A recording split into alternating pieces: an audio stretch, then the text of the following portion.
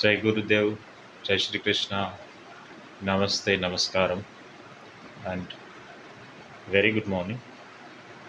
जिस श्रृंखला में सीरीज में हम बात कर रहे हैं अध्यात्म के बारे में कि सच्चा अध्यात्म क्या है, अध्यात्म क्या है, उसी को आगे बढ़ाते हुए आज एक और टॉपिक इससे जुड़ा हुआ है, इसी से रिलेटेड है कि आध्यात्मिकता के आयाम, उसके प्रमुख पहलू क्या है। तो ये जैसे हम बात कर ही रहे हैं कि ये केवल पूजा पाठ या कोई धार्मिक संस्कार तक सीमित नहीं है, पर व्यक्ति की आंतरिक चेतना को ये जगाता है और उसके उसके विकास के मार्ग को इसमें हम सम्मिलित कर सकते हैं। मेरा मतलब है कि एक व्यक्ति के चेतना के विकास का ये मार्ग है। इसमें कुछ खास पहलू देखे, आयाम देखे तो पहला इसमें हम आत्मचिंतन कह सकते हैं, जिसमें व्यक्ति स्वयं को जानने का प्रयास करता है और गहरी सच्चाइयों का अनुभव करता है, एक्सपीरियंस करता है, आत्मचिंतन करता है, मनन करता है, ज्ञान सुनता है, ध्यान करता है, मेडिटेशन करता है और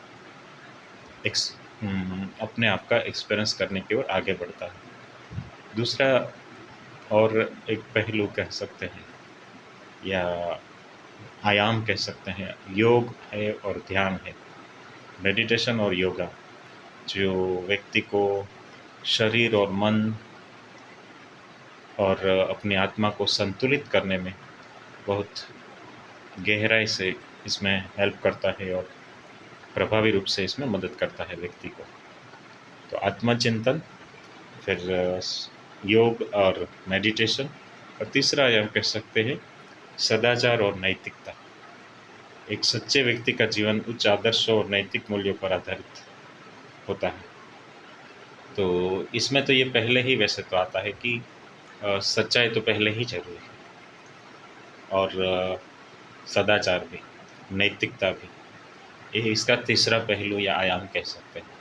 और वैराग्य, आगे चढ़कर एक और स्टेप इसमें आता है वैराग्य का, जिसमें व्यक्ति भौतिक इच्छा और मोह से परे जाकर उसको छोड़कर, उससे हटकर व्यक्ति अपने आत्मा के आनंद की अनुभूति का प्रयास करता है। तो ये बेसिक कुछ चीज़ें, कुछ आयाम हम आध्यात्मिकता के इसमें हम कह सकते हैं। बाकी इसके बहुत सारे इस आपाधापी में और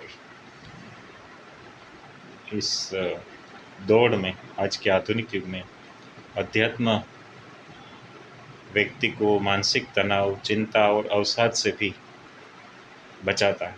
जब ये आजकल ये बहुत बढ़ रहा है, स्ट्रेस और डिप्रेशन, तब अध्यात्म की, स्पिरिचुअलिटी की बहुत ही ज़रूरत मुझे लगता है कि है। और सच्ची खुशी और सच्चा आनंद भी व्यक्ति अध्यात्म में और स्पिरिचुअलिटी में और खुद में गहराई से उतर कर ही एक्सपीरियंस कर सकता है। फिर वो योग के माध्यम से हो, मेडिटेशन के माध्यम से हो, ज्ञान के माध्यम से हो या भक्ति के माध्यम से हो, लेकिन आना तो इसी रास्ते पर पड़ेगा, चलना तो यहीं पर जाना इसी रास्ते पर होगा। तो ये हमने कुछ इसके बेनिफिट्स भी देखे कि व्यक्ति के जीवन में अध्यात्म की क्या बेनिफिट्स हो सकते हैं। आप सोचें। और इसमें जहाँ तक हम समझ सकते हैं, स्टेप बाय स्टेप आगे बढ़ सकते हैं और अपने खुद के लिए भी अपना खुद का सुख और शांति पहचान सकते हैं, खुद का एक्सपीरियंस कर सकते हैं। और जब खुद को थोड़ा समझ में आने लगे कि दूसरों को भी हम बांट सकते हैं और दूसरों को भी सच्ची खुशी और आनंद के बारे में हम बता सकते हैं, एक्सपीरियंस करा सकते हैं। तो आज तो बस यही इतना ही, फिर देखते हैं आगे इसी पर कुछ और बातें डिस्कस करेंगे।